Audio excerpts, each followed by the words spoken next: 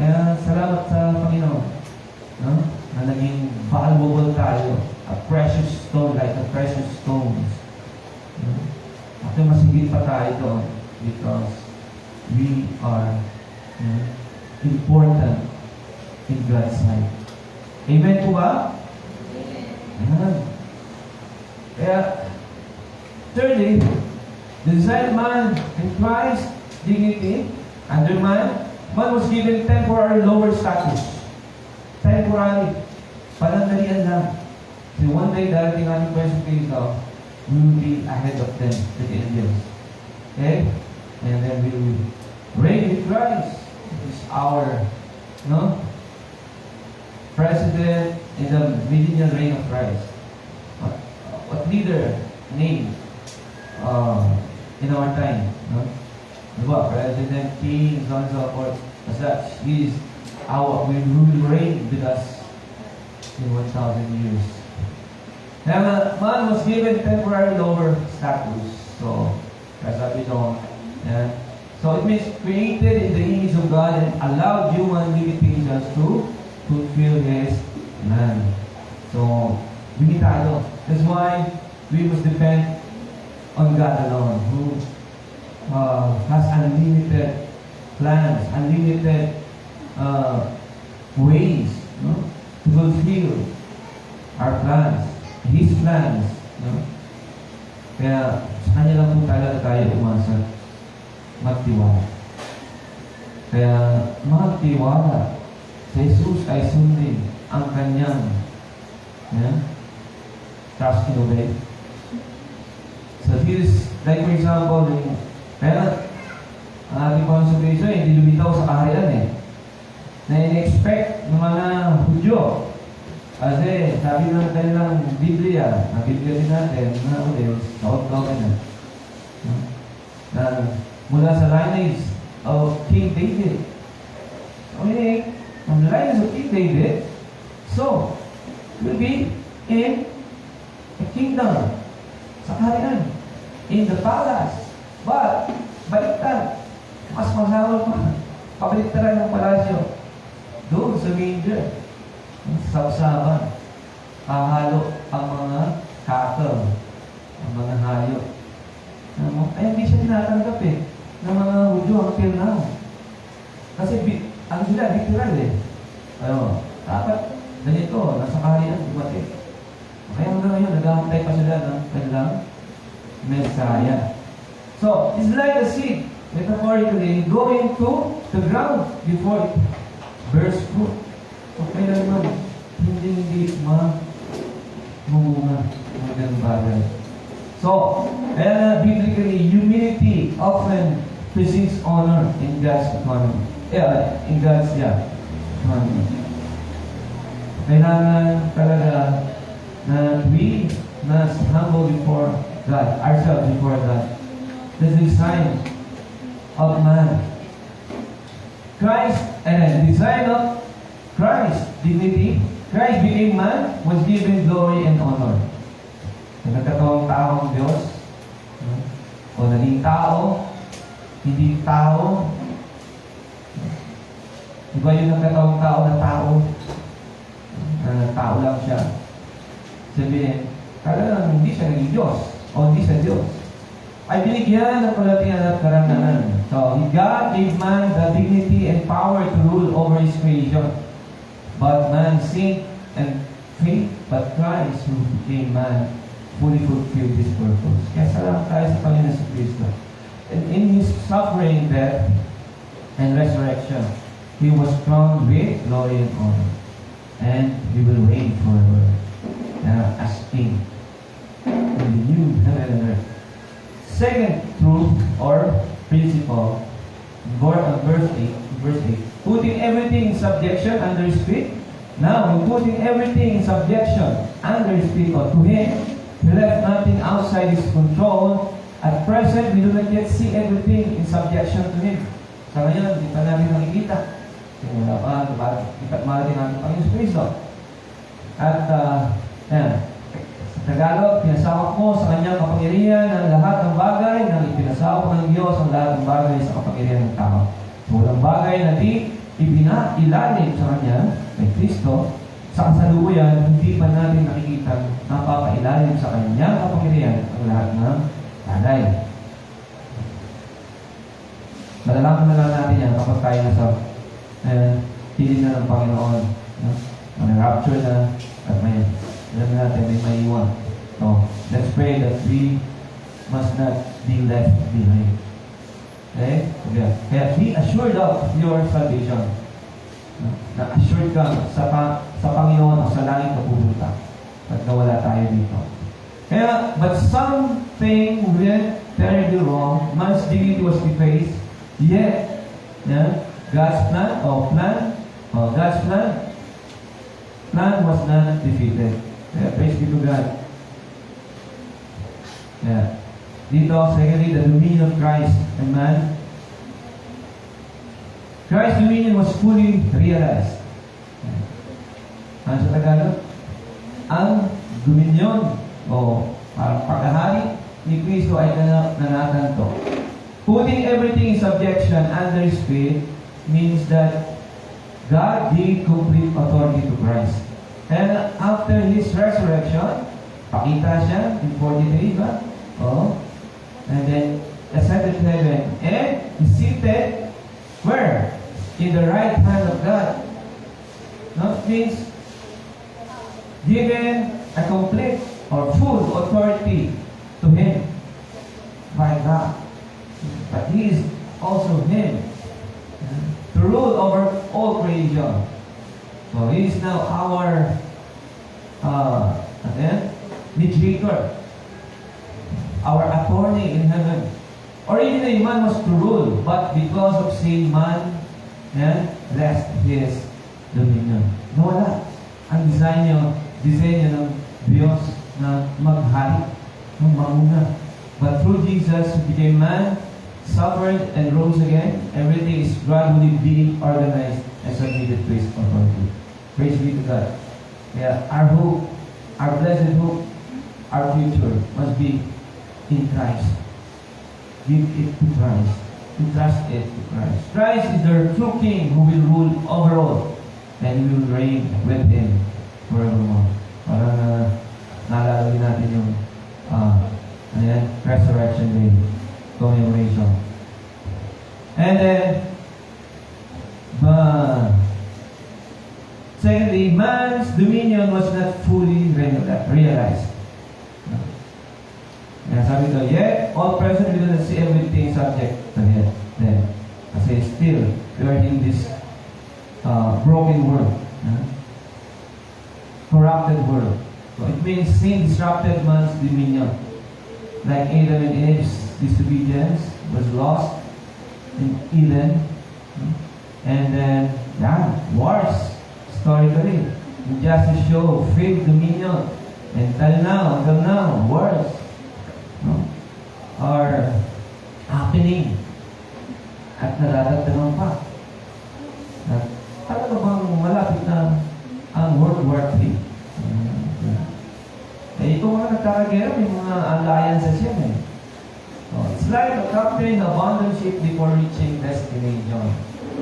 Kaya, napakahirap po kung tayo ay mag-rely lang sa ating sarili at hindi sa Panginoon na this dominion was fully realized already. Kaya, tandaan natin, sin causes humanity to fall short of God's intended glory. Can you see? We are fall short from the glory of God. Romans 3:23. But praise be to God,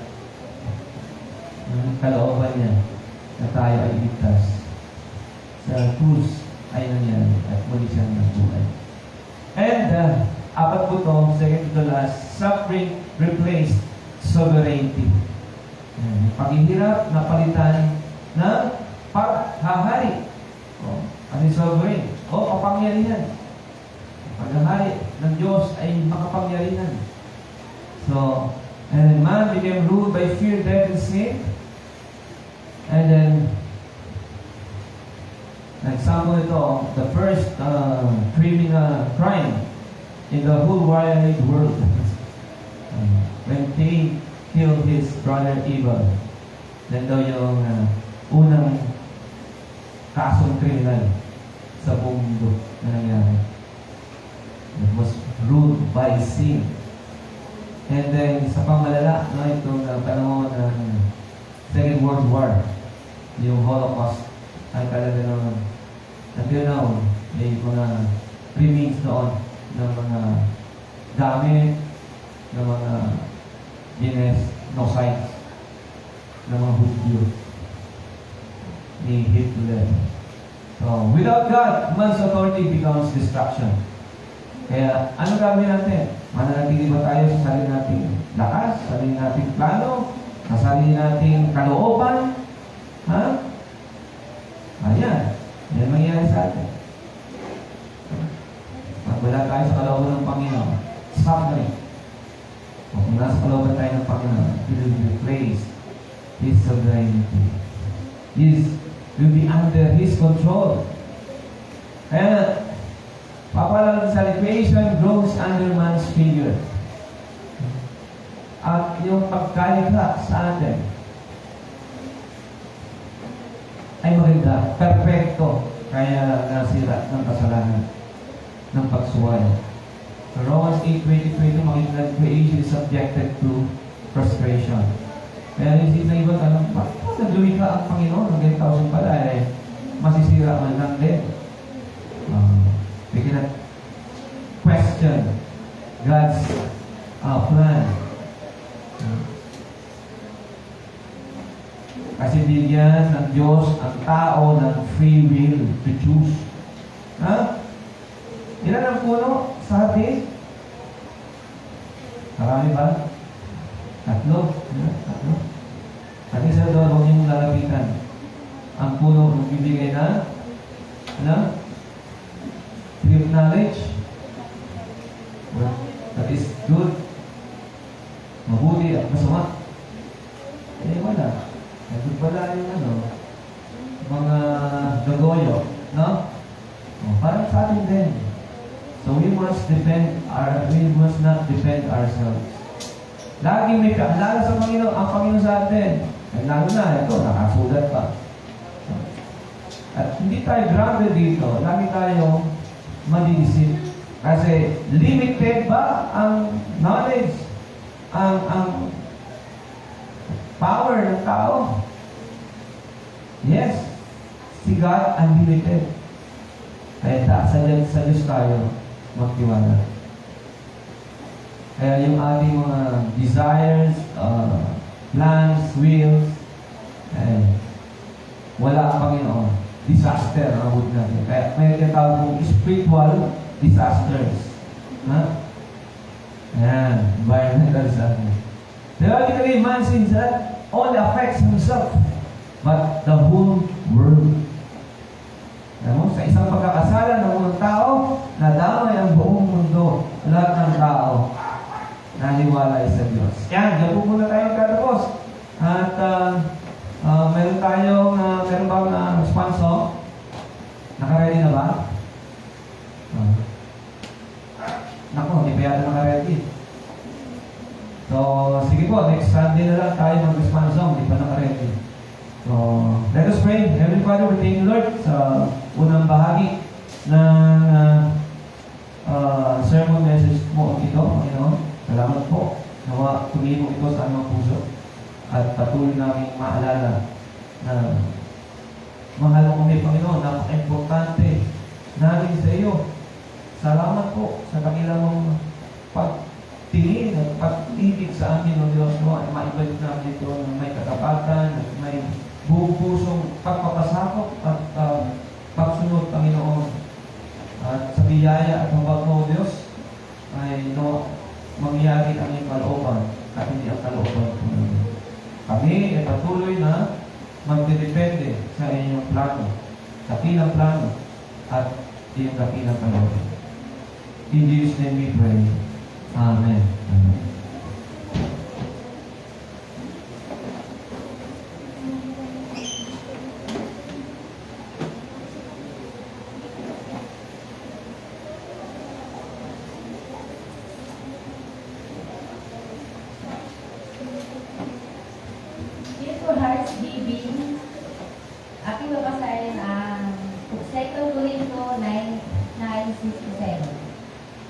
Ito ang ibig kong sabihin, ang nag-aasit ng bagya ay nag-aari din ng bagya.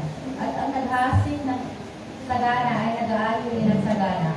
Ang bawat isa ay magbigay ayon sa pinasya ng kanyang puso. Hindi nabibigatan sa kalooban o dala ng pangailangan, sapagkat inibig ng Diyos ang nagbibigay ng masaya. Gawin po natin.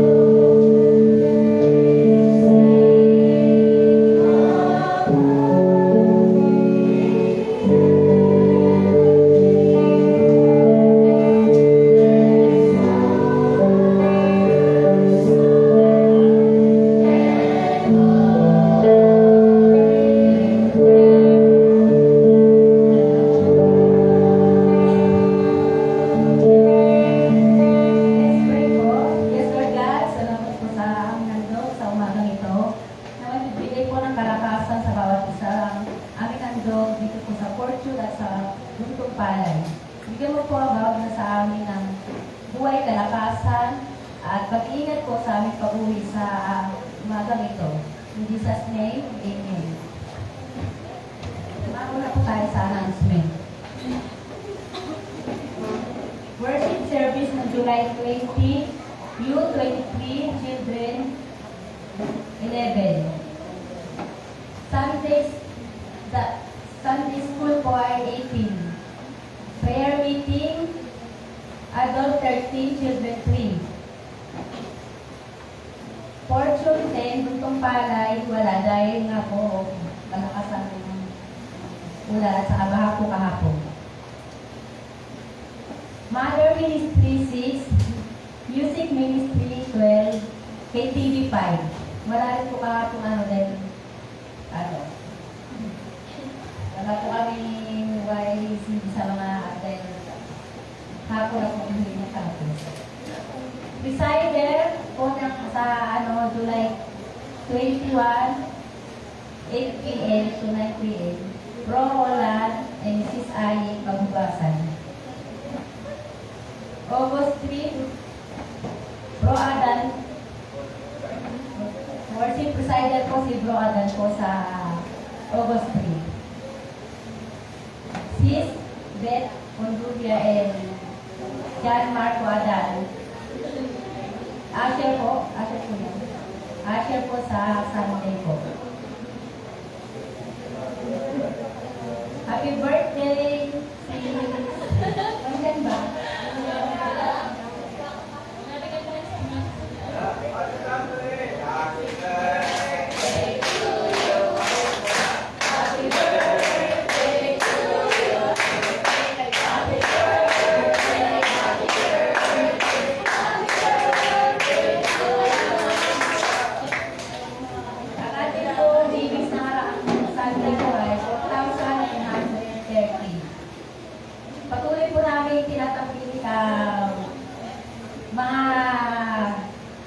Kalalakihan po ng KTV 5:30 to 6 p.m. po.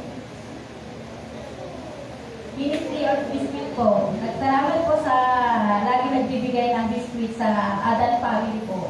Madalas po sila po lagi nagbibigay. seminar and training ngayon pong top worship service po. Welcome visitor po.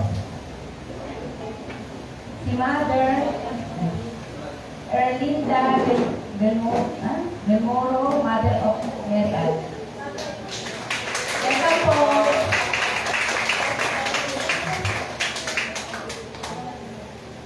Invite someone to church. Mag-invite daw tayo bawat isa sa church. Okay. Kung wala na po tayo, ano na po tayo ni Pastor. Pray po.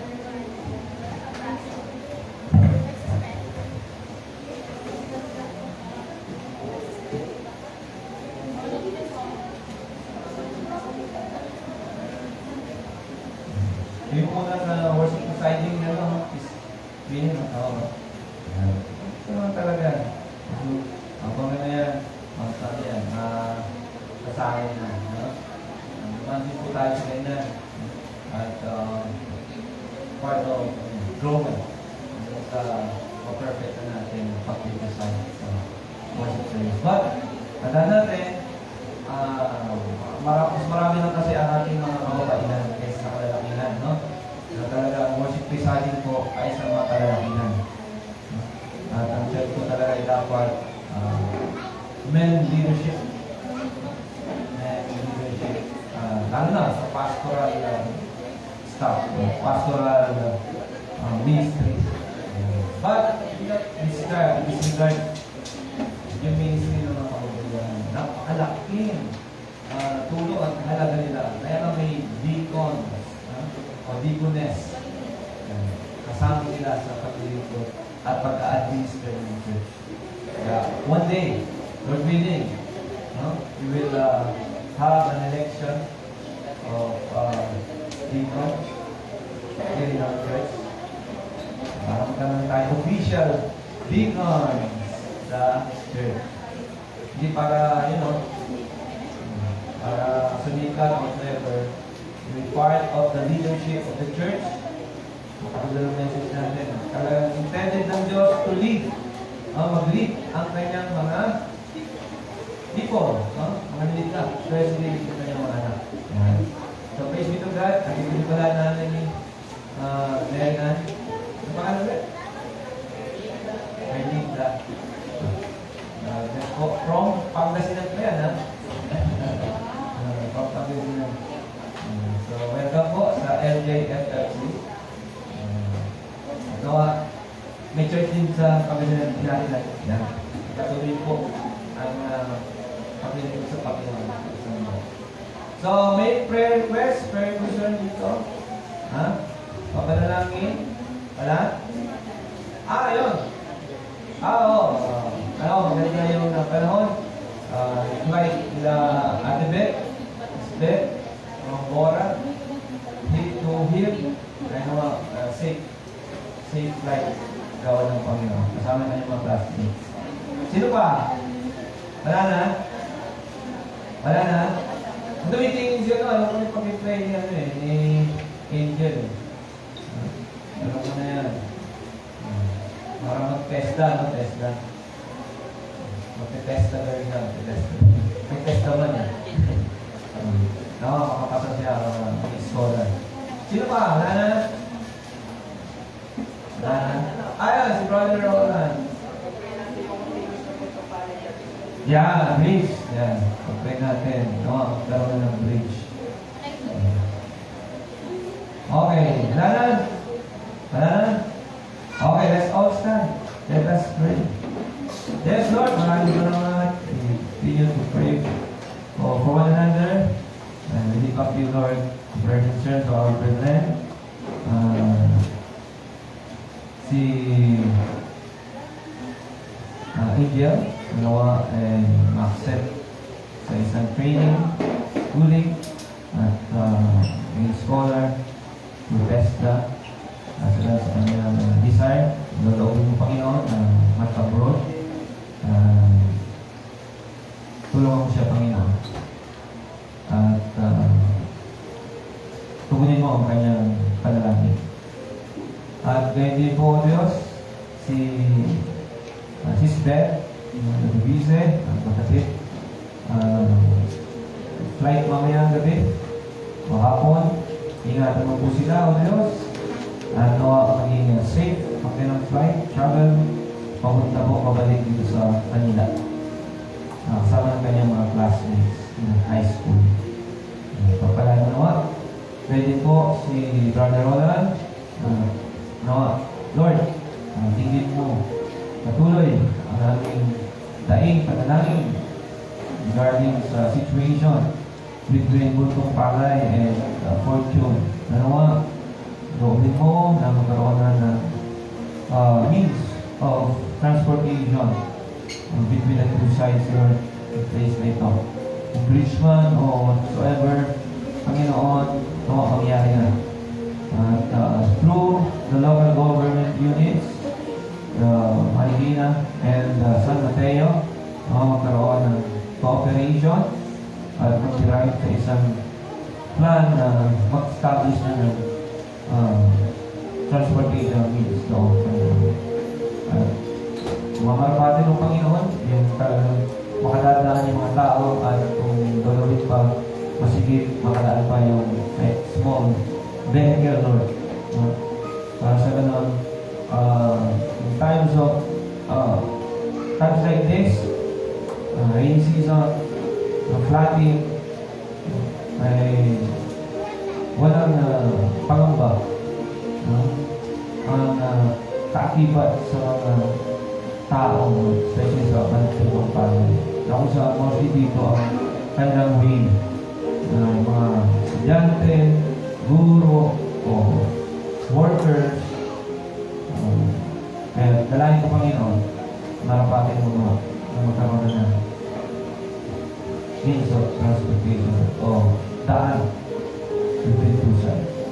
Kaya dalahin ko rin pa Panginoon na mga nagtatrabaho, may pa-ingatan mo at samahan sila. At sinataas ko Panginoon ang buong bansa sa katagalan, kaisan, kapayapaan, kasalanan, mga ang Presidente BPN, ng kanyang cabinet members, at mga national leaders, local leaders, employees, mga maglingkod ng tapat, at walang pangbahin, korupsyon, at personal gain. Kung meron man, iwaks mo Panginoon, kung problema parusahan at hindi na matularan, at mapalitan ng mga tapat na lingkod bayan. At tinataas, sinaalala din po namin na nagkakaroon ng giyera o kaguluhan. Recently lang, itong Thailand at Cambodia. Lord, kawawa po. Isa lahat ang mga civilians sa itong situation, Panginoon. Una, yung Ukraine at Russia, pangalawa, ang Israel at Iran. Ngayon, ito na naman po. At sa iyo lamang po kami lumalapit. Dahil kayo po ang Diyos ng pag-ibig at kapayapaan. At dalay ko, Diyos, na pumagitna ka sa kanila at ang karoon ng ceasefire, ng pagkakausap at pagkakasundo. At hindi na ito lumalapan at tumagal. Ang sa ganon, ang mga civilians na walang muha, kamalimanan, ay hindi balot ng takot at pangamba. At lalo na ang kanilang buhay is at stake, Panginoon. Kaya Lord, maawa ka po, O Diyos, sa iyong mga nilo na created according to your image. Kaya kami, na mayapa dito, ligtas, ay patuloy na magiging intercessors, papanalangin ang lahat-lahat ng mga nangyayari sa paligid at maging sa aming mga sarili at sa iyong gawain, Panginoon. Kaya patuloy namin tinataas, O Diyos, ang iyong church, IDFC, patuloy namin pangunahan tungo sa iyong nilalayon, ang different ministries and ministers, patuloy na magsikhay, maglingkod ng tapat, laan ng araw at oras sa inyo, Diyos. Talaga ang aming buhay na kung saan ang buhay na ito ay panandalian lamang, ngunit ang buhay na may Kristo ay pangwalang hanggan. Kaya mas isipin namin ang buhay na walang hanggan habang mali namin ito sa lupa. Kung sa ganon, madating kaming tapat na dito sa inyo. yung church, kami inyong ibinila, binukod, tinawag, pinili upang sa inyo magpatuloy sa inyong dakilang misyon ng pagliligtas na maging kasangkapang lubos ninyo, Panginoon, para sa mga taong iyong ninanais na maligtas at maging sa mga hinahanap mong nawawalang lupa, Panginoon. Maraming salamat sa mga ministeryo ng iyong pinagkatiwala. Ganyan po ang bawat pamilya represented today, pagpala ng Panginoon, at lalo na po yung mga nagtatrabaho, ng mga magulang, mga anak. Ingatan mo, O Diyos, patuloy ng pagpalain, ilayo sa mga bilang na karamdaman, kapamakan, gawa ng kaaway, at ganyan din po, pagpalain din ng pinagtatrabahuan. Ganyan din po, ingatan, lalo po yung mga nagmomotor, nagdadrive, ako dyan, malimit aksidente ang aming nakikita. O Lord, kaya igaw mo sa amin ang iyong patuloy na pag-iingat. At sa gamitan din ng iyong mga anghel, ay kami paypayan ng ingatan. At yung mga may trabaho, negosyo, talento, skills, hindi na lang po, patuloy buhusan na yung pagpapala, Panginoon. Upang sa ganon, nagawin kami may magamit sa aming mga pangailangan at isa na, makabahagi sa pangailangan ng church para ito ay patuloy na lumawit at maging kagamit namin dito sa community at beyond. Salamat po. Kaya din po, tinawag namin ang gawa ng kaaway, Panginoon. Kaya din po, yung may karamdaman, isa nito ay stronghold ng kaaway para kami ay kahilin maglingkod sa inyo. Dalayan namin ang kagalingan at provision sa gamutan ng Panginoon. Sa mga nag-maintain, maintenance, sa mga may ining ng karamdaman, ikaw mo ang kagalingan. Lipunin ang iyong pagpagalingan at paano yung mga kamay ng Diyos. Sa ganang patuloy kami pinalakasan ng katawan at lilingkod sa inyo at magagamit sa araw-araw namin pabuhay din sa inyo. Maraming salamat pagpalayan ng bawat isa narito at pag-iasibak yung sa 25 different region, sibak, ang nalalapit na Bayan Conference, ang bawat pastor ng mga churches, pagpalain Panginoon. Sa ito na yung pinagkakaliwanan na. Pagpalain mo ang sunod na gawain namin, ang seminar at naging ang Sunday School. This we ask, in Jesus' name we pray, paglabi po natin ang benedisyon ng Panginoon, ang pag-ibig ng Diyos Ama, ang pagliligtas sa Jesucristo ng ating Panginoon, at ang pakikipisa ng banal na Espiritu ay patuloy na sumatinawa ngayon at magpakailanman. Amen and Amen. And I show our love for Jesus.